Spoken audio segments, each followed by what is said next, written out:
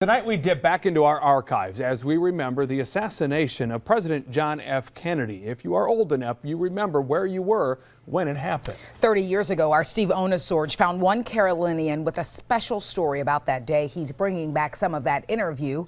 It's all new first at 4.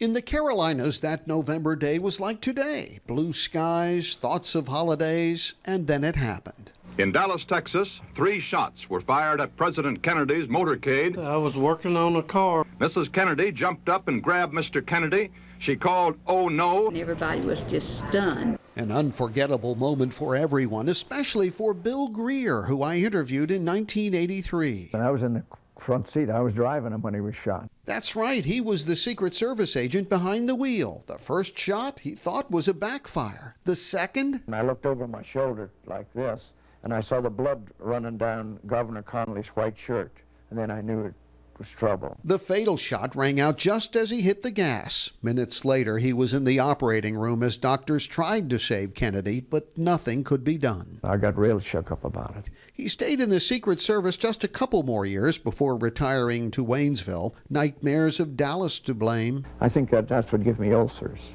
He died 2 years after this interview. We still have the old tapes, the old films of what happened in Dallas. But anyone around during a historical milestone like 9/11, the Challenger disaster, Martin Luther King Jr., or the Kennedy assassination, we don't need the films. We remember. 50 years later, the feelings are still fresh. I just felt horrible. From Dallas, Texas, the flash, apparently official, President Kennedy died at 1 p.m. Central Standard Time. In Morganton, Steve Onesorge, WBTV, on your side.